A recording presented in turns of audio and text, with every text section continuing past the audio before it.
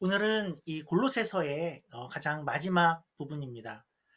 여러분의 성경에도 아마 그렇게 써 있지 않을까 싶은데, 제가 가진 성경은 이 부분에 이 문단에 제목을 달아두기를 어, 끝인사라고 달아두었습니다. 그러니까 편지를 마무리하는 이 끝인사가 맞지요. 그런데 편지를 마무리하는 끝인사라고 하기에는 조금 특별해 보이는 점이 있는 것 같습니다. 어떤 점이냐 하면 끝인사라고만 하기에는 이 부분이 너무 길어 보이는 것 같습니다. 골로새서가 전체가 4장으로 되어 있는데 이 마지막 4장의 그 대부분이 끝인사가 4장의 대부분을 차지합니다.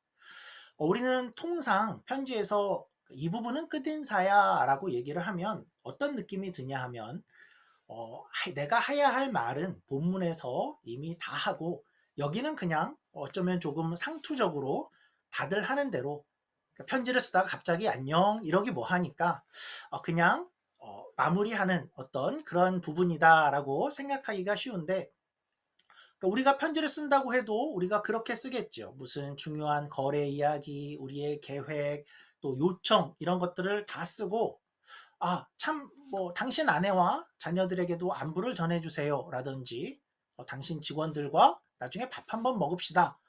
이런 식의, 그러니까 끝인사하면 이런 식의 느낌이 우리에게 먼저 들지요. 그런데, 우리가 그렇게 생각하기에는 이 끝인사가 오늘, 이 부분이 너무 깁니다. 왜 그런가 할 때에, 일단 왜 길까 하다가, 다른 바울의 편지는 어떨까 하고 좀 찾아봤습니다. 그러니까 우선 찾아본 것은 에베소서와 빌립보서였습니다. 그러니까 왜냐하면 에베소서와 빌립보서는 그러니까 바울이 이 골로새서와 같은 시기, 같은 장소, 같은 상황, 같이 그러니까 갇혀 있는 그런 상태에서 쓴 모두가 옥중서신이죠. 그래서 바울이 혹시 이 시기 즈음에 쓴 편지의 어떤 습관이나 그런 부분이 아닐까, 그렇게 길게 쓰곤 했나 하고 한번 찾아보니까 제가 가진 성경으로는 에베소서는 끝인사가 4절이고 빌립보서는 끝인사가 3절입니다. 그래서 그렇지 않구나 하고 좀 다른 골로새서가 특별히 긴 것이구나 하는 것을 발견을 했고 다른 편지들도 한번 모두 다 찾아봤습니다. 그런데 대부분이 다 이렇게 길지가 않았습니다. 그런데 유독 하나 끝인사가 긴 그러니까 골로새서보다도 더 긴 편지가 한 가지 있다 하는 것을 발견했는데요. 그것은 로마서였습니다. 그러니까 로마서는 16장으로 되어 있는데 16장 전체가 다 모두가 끝인사입니다. 그러고 나서 생각을 해보니까 로마서와 골로새서에 공통점이 하나 있다 하는 것을 생각하게 되었습니다. 어떤 공통점이냐 하면 둘 다 바울이 한 번도 가보지 못한 곳의 편지였습니다. 로마서도 아직 바울이 로마에 가기 전에 그러니까 교회가 세워졌다는 소식은 들었지만 자신이 가서 가르친 적이 없고 그랬기에 기독교의 교리들을 잘 알고 있을까 하여 기독교의 어떤 기독교란 무엇인가 하는 것을 아주 체계적으로 쓴 것이 로마서였죠. 그리고 마지막 16장에 가면 16장은 끝인사로 골로새서와 비슷하게 여러 사람의 이름들을 나열하면서 인사하고 안부하고 부탁하는 그런 내용으로 되어 있습니다. 그렇다면 가보지 못한 곳에는 왜 길게 썼을까요? 어떤 면에서는 가보지 못한 곳이기에 더 짧을 수도 있지 않았을까요? 거기엔 아는 사람도 적고 그곳의 정확한 사정도 모르니까 어쩌면 오히려 끝인사가 좀 짧아질 수도 있겠다 싶은데 그렇지가 않았습니다. 왜 그랬을까요? 아마도 바울에게는 어떤 마음이 더 컸냐 하면 얼굴을 아직 못 봐서 생기는 더 애틋한 마음이 있었던 것 같습니다. 또한 그리고 한편 또 나와 같이 있는 동역자들 너희는 이들도 잘 모를 터인데 이들을 또 소개시켜주고 싶은 그러한 마음이 컸을 것 같습니다. 그러니까 우리는 서로 만나지 못했고 서로 너무나도 멀리 떨어져 있지만 우리는 하나님 안에서 한 예수로 말미암아서 한 몸 된 교회로 묶여 있다. 그리고 여기에도 많은 이들이 있고 이들이 여러분들의 형제이다 하는 것을 말해주고 싶었을 것입니다. 또한 여기 있는 이들이 여러분에게 인사하고 싶습니다. 여기 철수도 있고 영희도 있고 이 사람들도 같은 신앙을 가지고 여러분들과 함께 사역하고 있는데 여러분들을 만나고 싶어하는 사람들이 이렇게 많습니다. 그러니까 신앙 안에서 한 교회 안에 속한 좋은 이들을 소개시켜주고 싶은 그런 마음이 또 있었을 것입니다. 또 이런 뜻도 있었겠죠. 여기 있는 많은 이들, 바울이 나와 같이 있는 많은 이들이 여러분들을 응원하고 있습니다. 그러니까 여러분 힘을 내십시오. 여러분들은 혼자가 아닙니다. 여러분들이 이상한 어떤 사상들의 공격을 받고 있다는 그런 이야기를 들었습니다. 율법주의, 신비주의, 또 영지주의의 그러한 공격들 가운데 있다는 것을 우리가 들었는데 여러분 힘을 내십시오. 우리도 여기에 이렇게 많은 이들이 로마에 갇혀 있습니다. 그러나 이곳에서도 우리도 하나님 나라를 위해서 이렇게 수고하고 있고 이런 이들이 여기에 많이 있습니다. 우리도 같은 중에 힘을 내고 있으니 여러분들도 힘을 내십시오. 그래서 이 긴 끝인사 가운데에는 이러한 어떤 응원과 위로의 마음이 담겨져 있는 것이지요. 그래서 오늘 본문을 대할 때 그러니까 사실은 편지 끝에서 인사를 하기 때문에 끝인사인 것은 분명히 맞지만 우리가 쉽게 생각하는 그저 상투적인 끝인사의 마무리가 아니라 어떤 중요도에 있어서는 본론과 같은 그러한 부분이라고 여길 수 있겠고 바울이 가슴 깊은 격려와 응원 그런 마음을 담은 그러한 중요한 부분이다라고 할 수 있겠습니다. 자 이제 본문을 볼 텐데요. 이 편지는 사도 바울이 쓴 것인데 여러분들은 사도 바울 하면 어떤 느낌이 어떤 이미지가 가장 먼저 떠오르시나요? 혹시 이런 선입견을 가지신 분은 없었을까요? 그러니까 바울 하면 어떤 이미지인가 할 때 바울은 정말 뛰어난 천재다. 선교 여행을 그렇게 다녔고 교회도 많이 세우고 또 성경의 그 서신서 중에 대부분을 기록할 만한 그런 이고 또 기독교의 어떤 교리를 정립한 그런 천재 같은 느낌. 그런데 동시에 한편으로는 성격적으로는 뭔가 매우 독특할 것 같고 그러니까 능력은 있으나 좀 혼자 다닐 것 같은 시라손이나 독고다이 이런 느낌 그런 느낌이 혹시 없으셨나요? 그러니까 저에게는 바울하면 느껴지는 가장 첫 선입견은 그런 인상이었습니다. 왜 그런가 생각해보면 어쩌면 바울이 평생을 독신으로 살았다 하는 그런 사실 때문에도 그런 느낌이 들었던 것 같기도 하고 또 한편으로는 그 성격 좋아 보였던 바나바와 1차 여행 후에 이렇게 크게 다투고 결별한 그런 사건이 워낙 뇌리에 깊게 박혀서 그런 인상이 생겼는지도 모르겠습니다. 물론 우리는 바울이 그 어떤 소수의 사람들과 같이 있는 것을 기억하고 있지요. 바울과 신라, 바울과 디모데. 그러니까 물론 소수의 사람들하고는 같이 있었겠지. 하지만 그렇게 생각하고 있지만 그냥 그 정도였을 거야 라고 할 수 있는데요. 사실은 바울은 어떤 사람이었냐 할 때에 바울은 굉장한 팀 사역자였습니다. 우리가 사도행전을 이렇게 자세히 들여다보면 그가 속했던 그러한 사역들, 여러 선교 여행들, 그리고 교회를 개척했던 그 모든 것들은 도무지 혼자서는 할 수 없는 그런 사역들이었음을 발견하게 됩니다. 그가 아무리 뛰어났더라도 설교를 할 수 있고 복음을 전할 수 있지만 교회를 세우고 개척하고 훈련하고 성도를 돌보고 또 여러 곳의 교회를 그렇게 돌본다 하는 것은 오늘 4장 11절에도 있듯이 하나님 나라를 위하여 함께 역사하는 자들이 있었기에 가능한 사역이었고 그의 실제 사역들을 기록한 행적들을 보면 그는 늘 사람들과 같이 있었고 같이 다니는 이들이 있었고 또 현지 교회에 이들이 있었고 그들과 협력하여 일을 이루어가는 것 그런 것들을 볼 수 있고 그 일부의 사람들 또 많은 사람들의 이름이 오늘 골로새서와 또 로마서의 그 내용에서 이름들을 우리가 확인할 수 있게 되죠. 교회는 그 속성상 또 정의상 사람들의 모임이죠. 그래서 속성상 교회는 혼자서 어떤 슈퍼스타의 능력으로 혼자 만들어가는 곳이 아니죠. 그리고 교회의 든든히 서감은 늘 어떻게 그 모인 이들이 잘 협력하여 그 일을 함께 하는가에 달려 있다 하는 것을 오늘 가장 잘 보여주는 것이 사실은 바울인 것입니다. 바울이 오늘 이제 한 명 한 명의 이름을 이제 꺼내 드는데요. 저는 마치 이런 느낌이 듭니다. 한 명 한 명의 이름이 이렇게 등장하는 것이, 그러니까 비유하자면 어떤 그룹 사운드의 이 멤버를 소개하는 것 같은 그런 느낌 같습니다. 그룹 사운드, 이 밴드가 음악을 할 때, 콘서트를 할 때 어떻게 하죠? 그러니까 이 노래, 이 음악, 이 콘서트는 리드 보컬 혼자 만들어간 게 아니다 하는 뜻에서 중간에서든 아니면 마무리에서든 한 명 한 명씩을 소개하죠. 뭐 드럼 그러면 드럼이 솔로를 하고, 그러면 관중들이 막 박수와 환호를 쳐주고 수고했다 해주고, 또 베이스 그러면 베이스가 솔로를 하면 또 관중들이 막 박수를 쳐주고 하죠. 그러니까 마치 이런 소개를 하는 그런 분위기인 것 같습니다.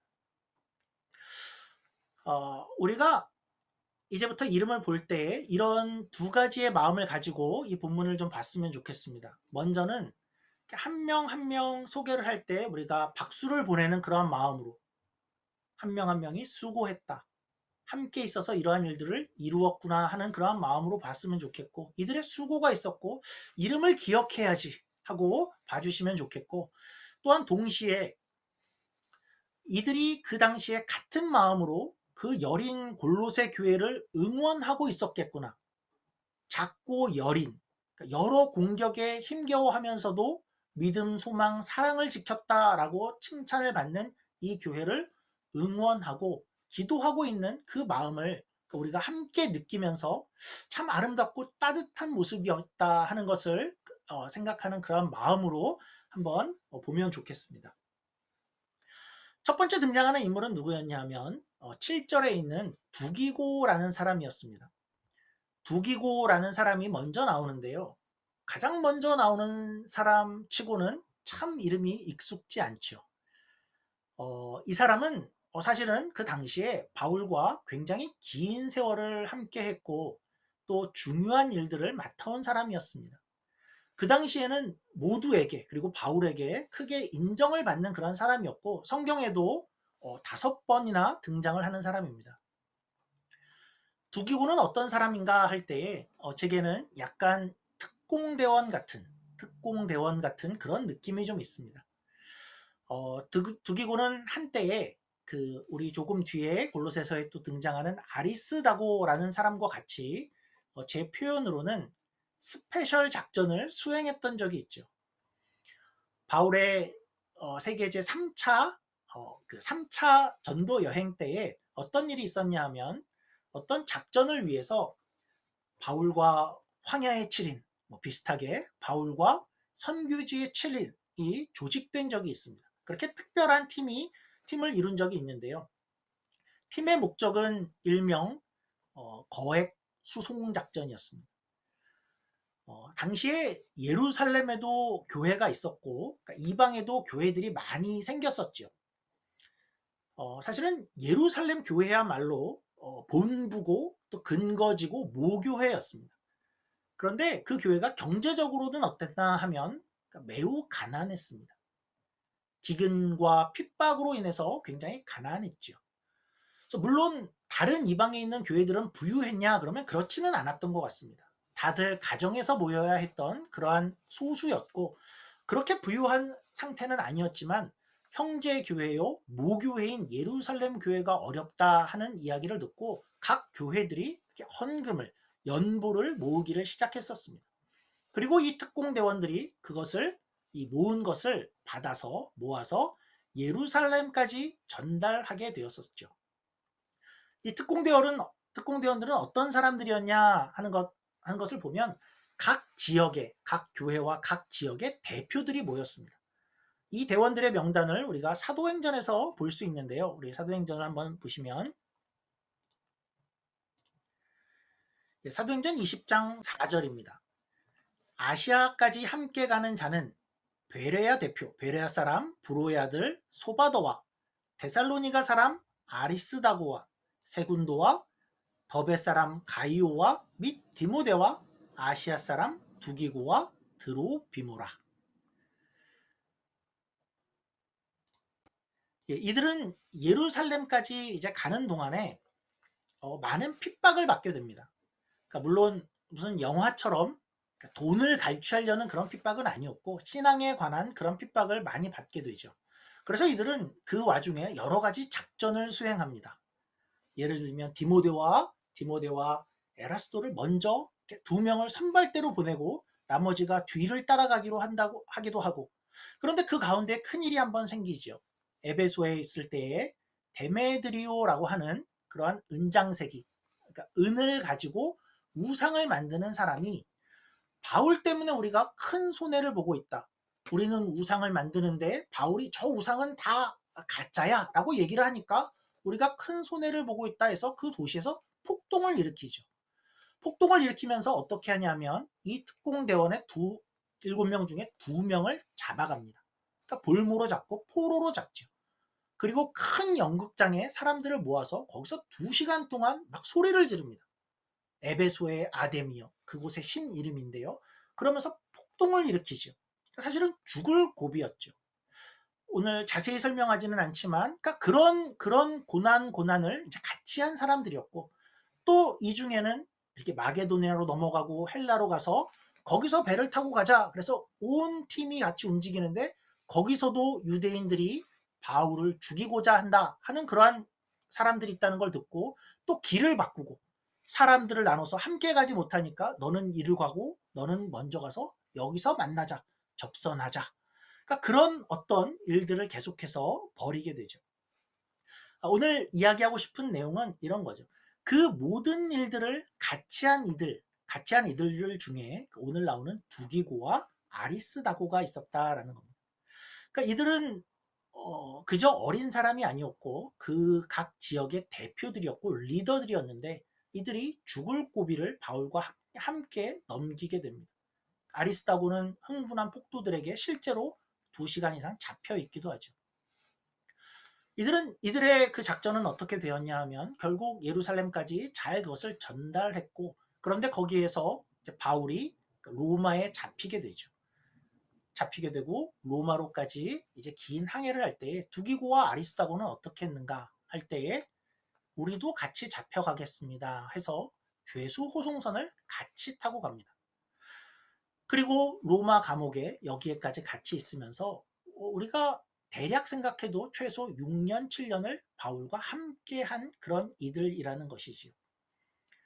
그리고 두기고는 거기서 끝인가 하면 계속해서 바울 곁에 있는 모습을 보게 되는데요. 우리가 사도행전 28장이 끝나고도 다른 여행을 사도 바울이 했다라고 말씀을 드렸었는데, 그 기록을 한 디도서와 디모데 후서를 보면 여전히 바울이 노년이 된 상태에서도 두기고는 그 바울 곁에서 임무를 수행하고 있고, 아마도 우리의 생각에 바울이 임종을 할 때까지도 그 곁을 지킨 사람, 그 사람이 두기고다라고 생각을 합니다. 두기고에 대해서는 한 가지 또 유명한 것이 한 가지 더 있죠. 어떤 것으로 두기고가 가장 유명하냐면 에베소서와 골로새서, 이 편지를 바울이 쓴 것을 누가 들고 에베소 교회와 골로새로 갔을까요? 예, 바로 두기고입니다. 이 두 편지의 전달자로 유명하죠. 우리 한번 오늘 성경에 우리 본문에 이렇게 되어 있죠. 4장 7절입니다. 두기고가 내 사정을 다 너희에게 알려주리니 그는 사랑받는 형제요 신실한 일꾼이요 주 안에서 함께 종이 된 자니라. 내가 그를 특별히 너희에게 보내는 것은 너희로 우리 사정을 알게 하고 너희 마음을 위로하게 하려 함이라. 그래서 두기고는 이렇게 에베소서와 골로새서를 들고 가는 사람이었습니다. 그러니까 바울이 누구보다도 내 이야기를 어떤 과장과 거짓 없이 잘 전달해 줄 수 있는 사람으로 생각을 했던 거죠. 골로새 교인만 해도 그 입장에서 우리가 생각해 보면 굉장히 궁금한 게 많았겠죠. 예루살렘까지 잘 갔다며, 그런데 어떻게 로마에 잡혔어? 로마에까지 어떻게 호송되어 왔어? 로마에서는 바울이 어떻게 지내고 있지요? 너무나도 궁금한 게 많았을 텐데 바울이 이것을 골로새서에 다 기록할 수는 없었겠지요. 그러니까 이 두기고를 보내서 내가 어떻게 지냈다, 우리의 사정을 다 이야기하되 모든 것을 같이 겪고 바울이 내가 설명하는 것처럼 다 모든 것을 바르게 전달해 줄 사람으로 믿을 수 있는 사람이 바로 두기고였다는 것이죠. 오늘날로 생각하면 마치 내 카드를 맡길 수 있는 사람, 내 집문서를 맡길 수 있는 사람, 내 인감도장을 맡길 수 있는 사람, 그런 사람이 바로 두기고였습니다. 두기고 이후에 또 어떤 사람이 등장하나 보니까 우리 4장 9절 말씀입니다. 신실하고 사랑을 받는 형제 오네시모가 나옵니다. 오네시모를 보내노니 그는 너희에게서 온 사람이라 그들이 여기 일을 다 너희에게 알려주리라. 예, 두 번째 등장하는 인물은 이제 오네시모인데요. 오네시모의 이름이 등장할 때에 아마 골로새 교회는 아마 일대 파장이 일었을 것입니다. 아니 어쩌면 오네시모는 실제로 두기고와 같이 실제로 골로새 교회에 같이 갔으니까 편지를 보기 전에 오네시모를 본 많은 사람들이 굉장히 놀랐을 것입니다. 이 오네시모는 우리가 몇 주 전에 함께 살핀 그 오네시모지요. 빌레몬 집의 노예였고 주인의 재산을 훔쳐서 도망갔던 그자입니다. 그 사람이 다시 돌아와서 나타난 것입니다. 잡히면 죽을 수 있는 그 상황에 그가 나타난 것이죠. 자세한 상황은 우리가 지난번에 살폈으니까 오늘은 이런 관점에서만 한번 보죠. 바울의 팀에 이러한 사람이 들어올 여지가 있었다라는 것입니다. 교회 안에 종이 있었다라는 그러한 사실은 그 당시에 그렇게 놀라운 점은 아닙니다. 초기 교회, 초대 교회에 많은 이들이 중하층민들이 많았고 그 가운데에 교회 안에 많은 종들이 있었습니다. 그것이 신약 성경 가운데 이런 내용들이 많은 이유죠. 상전들아 너희가 종을 대할 때는, 종들아 너희는 상전을, 그런 이야기들이 많이 나오는 그 이유가 바로 이런 거죠. 그러니까 이전에 주인과 종의 관계였던 너희가 이제 교회라는 새로운 질서 안에서 어떤 관계가 되어야 하는지를 가르쳐 줄 필요가 많았죠. 왜냐? 종이 많았으니까요. 그런데 이 오늘 오네시모는 그보다는 특별하지요. 그는 범죄자입니다. 그런데 그는 이 바울의 팀 안에 있을 때 바울의 팀으로 인해서 복음을 듣고 그리고 회개를 하고 새로운 사람이 되어지고 그리고 오늘 이전에 피해를 입혔던 그 앞에 가서 용서를 구하는 담대한 어떤 용기를 가진 그런 자가 되어졌습니다. 그러한 이가 지금 바울의 팀에 있었던 거죠. 이 사람의 존재는 사실은 그 팀의 포용력 그리고 크기를 잘 보여준다라고 할 수 있습니다. 공동체의 크기, 공동체의 실력은 누구를 품을 수 있는가, 누구까지 품을 수 있는가가 공동체의 크기라고 할 수 있습니다.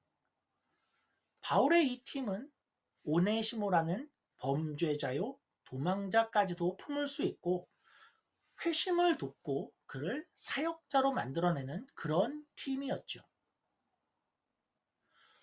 그러한 면에서 다음에 나오는 인물 마가의 이야기도 많은 것들을 시사하는데요. 다음에 나오는 인물은 마가였습니다. 사실은 마가가 여기 있다라는 것은 전후 사정을 아는 사람들에게는 매우 놀라운 점입니다. 아니 마가가 여기 있을 수 있어 하고 눈이 휘둥그레질 수 있는 그러한 이름입니다. 마가는 누구냐 하면 우선은 마가복음의 저자지요. 그리고 오늘 요즘 우리가 같이 공부하는 사도행전, 요즘 나오는 오순절 마가 다락방의 마가입니다. 그 당시 그의 어머니의 집이 100여 명이 들어가는 그러한 방을 갖출 정도로 큰 집을 가진 부유한 가정이었고 마가는 아마도 부유하게 자랐을 것이다 라고 우리가 추정하는데요. 이 마가는 1차 선교 여행 때, 그러니까 역사적인 이방 선교의 1차 선교 여행 때 마가는 바울과 바나바를 수행합니다. 그리고 마가는 선교 여행 초반에는 그 여러 가지 일어나는 선교 사역의 결과로 인해서 굉장히 의기양양했을 것 같은데, 그런데 1차 여행이 길어지고 시간이 지나고 더 멀리 나아가자 했을 때 아마도 부유하게 자란 마가가 너무 힘이 들어서 집으로 돌아가 버립니다. 그러니까 무단 이탈을 하는 거죠. 나 갈래요. 그리고 가버립니다. 그런데 이 선교 여행에서 한 사람이 낙오된 이 사건이, 그러니까 이후에 매우 큰 사건으로 우리에게도 기억되는데요. 그 이유는 이후에 이제 2차 여행을 떠날 때에도 바울과 바나바는 함께 같이 떠나려고 했었는데, 그때 바나바가 어떤 주장을 하냐 하면, 바나바가 마가를 1차 여행 때 그렇게 갔던 마가를 다시 데려가자라고 바나바는 이야기를 했고, 바울은 마가? 그때 그 마가를 이야기하는 것입니까? 하고 마가는 절대 안 됩니다 해서 당대의 그 큰 두 리더 바울과 바나바가 다퉜다라고 되어 있고, 두 사람이 결국은 결별을 하게 되는 그런 이유가 되는 사람이 마가입니다. 그런데 마가가 오늘 여기에 있는 겁니다. 어디죠? 누구와 함께이죠? 절대로 못 데려간다라고 했던, 그래서 바나바와 다투고 결별까지 했던 그 바울과 마가가 오늘 함께 있는 것입니다. 그간에 무슨 일이 있었는지는 우리는 잘 모릅니다. 그러니까 아마도 마가는 심기일전한 것 같고 바울은 과거를 용서하고 이해하고 포용했던 것 같죠. 그런데 이 정도가 단지 바울이 에이 그래 한 번만 봐주지 뭐, 내가 한번 눈 찔끔 감지 뭐 하는 그런 정도가 아니었던 것 같습니다. 이후에 바울이 노년이 되어서 기록한 디모데후서를 보면 거기에 마가가 등장하는데, 바울이 이렇게 말하죠. 내가 마가를 좀 보고 싶다. 마가를 좀 내게 데려올 수 없겠는가? 그는 내게 유익한 사람이다 할 정도가 되었습니다. 아마 마가는 그러한 처음의 경험, 실족, 실패했던 그 경험 이후에 더 열심히 심기일전한 듯합니다. 그러니까 여기서 우리가 보는 바울의 팀은 어떤 팀입니까? 그러니까 이런 화해가 있고 갈등과 다툼 후에 용서와 화해가 있을 수 있는, 그리고 그 안에는 심기일전, 다시 회복, 이러한 것이 있는 팀이었죠. 이전에 너 죄졌잖아. 너는 안 돼 이제. 끝. 그러지 않고, 너는 이전에 실패했었잖아. 그때도 약해서 너 넘어졌었잖아. 안 돼.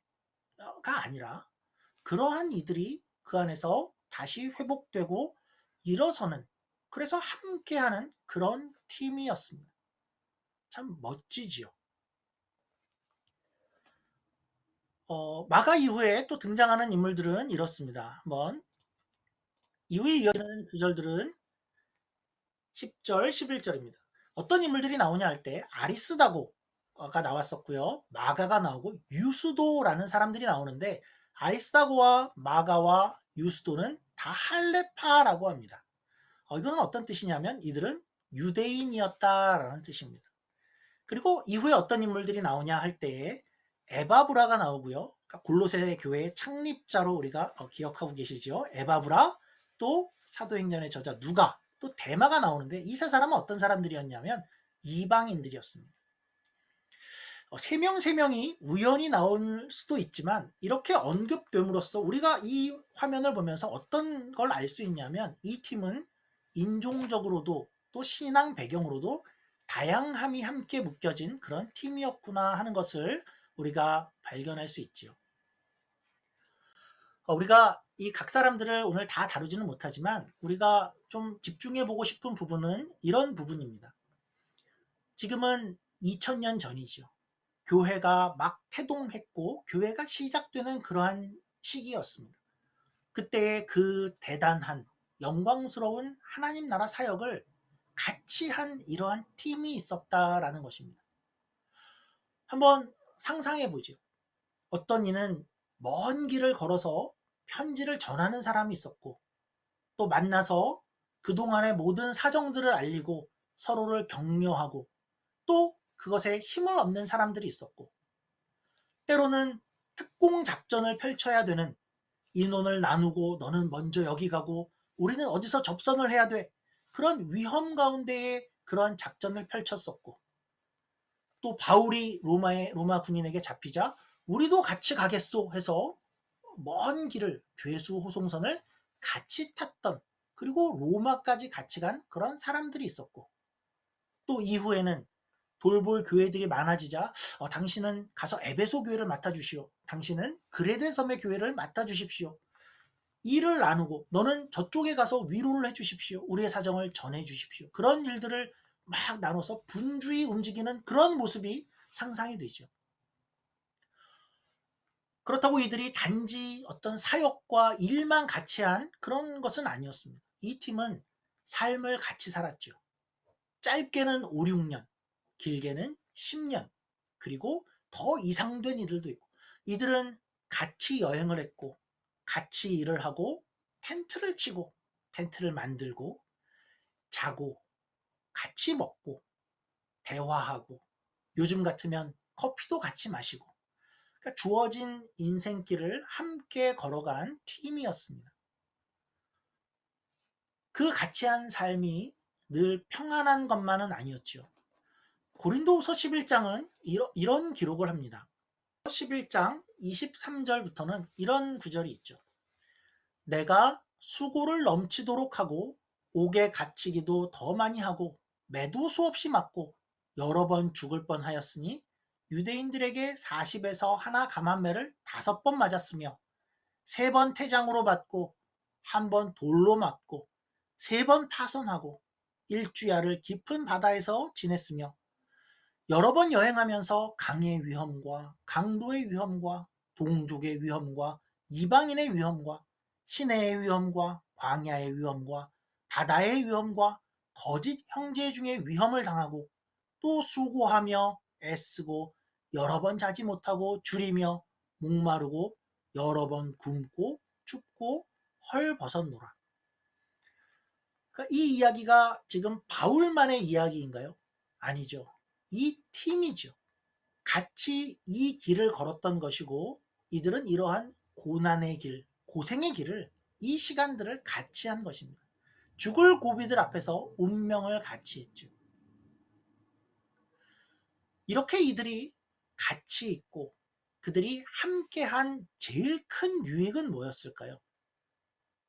큰 유익은 서로가 서로에게 위로가 되고 힘이 되었다라는 것입니다. 오늘 골로새서 4장 11절은 이렇게 이야기를 하죠. 하나님의 나라를 위하여 함께 역사하는 자들이니 이런 사람들이 나의 위로가 되었느니라. 하나님 나라의 사역은 혼자 가기 어렵지요. 함께 가는 것이죠. 사실은 함께 가야만 하는 것이 본질이기도 합니다. 오늘 이 본문을 이렇게 다시 한번 쭉 보면 어떤 느낌이 드시나요? 이번에는 이런 느낌도 듭니다. 마치 어떤 단체 사진 한 장을 보는 듯한 느낌이 들지요. 그러니까 한쪽에 바울이 서 있고 저 옆에 두기고와 오네시모가 서 있고 누가와 에바브라가 있고 아리스타고와 유스도와 마가가 이렇게 서 있는 한 장의 이 본문이 사진을 보는 것과 같습니다. 한때를 같이 하고 한때 수고한 참 멋진 사진이겠죠. 우리는 시간이 지나면 어떤 사진을 갖게 될까요? 저 시간이 흐른 후에 시냇가 은혜교회의 역사에 남는 한 시대, 한 생애, 하나님 나라를 위해 힘을 다했고 또 서로가 서로에게 위로가 되어 주었고 고난을 같이 견뎠고 그런 동역자의 사진으로 함께 남을 수 있을까요? 그렇게 될 수 있기를 간절히 소원합니다. 바라기는 2000년 전에 이 팀처럼 오늘날 우리도 이 주어진 상황 가운데에서 신실하고 또 각자의 역할에 충성되며 삶을 같이 살고, 좋은 일은 좋은 일대로, 또 어려운 일은 어려운 일대로 함께 살아가며 멋진 사진을 남기는 그러한 저와 여러분 우리 모두가 되기를 주의 이름으로 간절히 축원합니다. 기도하겠습니다. 하나님 아버지 감사합니다. 2000년 전에 이 참 멋진 팀을 우리가 바라봅니다. 서로가 서로에게 위로가 되어 주었고 힘이 되어 주었고 그 귀한 일을 함께 살아가며 감당했던 이 팀을 우리가 바라봅니다. 우리도 그런 팀이 되어지게 하여 주시옵소서. 혹시 누군가 넘어진다면 일으켜 함께 가는 팀이 되게 하여 주시고, 우리 안에서 새로운 생명들이 일어나고 수고함 가운데 기쁨과 감사가 있는 그러한 우리 팀이 되게 하여 주시옵소서. 그런 멋진 사진을 우리도 남기는 우리 모두가 될 수 있도록 하나님 복의 복을 더하여 주시옵소서. 감사하며 예수님 이름으로 기도드립니다. 아멘.